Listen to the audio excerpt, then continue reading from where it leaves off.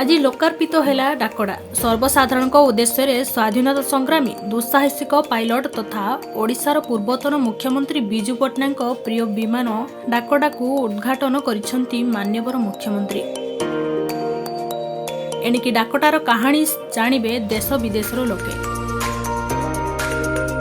एथिपाई भुवनेश्वर बिजू पट्टनायक अंतर्जातीय विमान बंदर रे सबु प्रकार व्यवस्था होइतिला।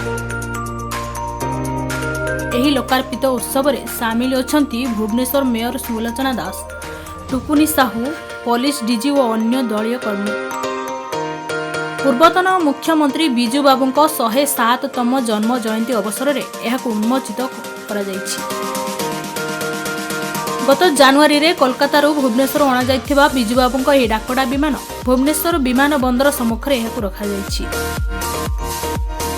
बिजू बाबूंको प्रिय विमान थिला डाकड़ा। एही विमान रे पूर्वरु बहु दुस्साहसिक कार्य करी देखाइथिले बिजू बाबू। डाकड़ा रे जाई इंडोनेशियार राष्ट्रपति सुकर्णो को उद्धार करथिले। एहा सह पाकिस्तान और चीन सह युद्ध बेले सीमांत रे लढुथिबा भारतीय सेना पई बिजू बाबू निजे डाकड़ा रे खाद्य और युद्धास्त्र पहुंचाइथिले। तेबे बहु वर्ष धरी पड़ी रहिथिबा जोगु एही विमानर अधिकांश अंश नष्ट हो जाइथिला। भुवनेश्वर अणा जिबा परे विमान बंदर रे मरामती करबा सह एथिरे रंग काम मध्य होईछि। Bureau report K1 news.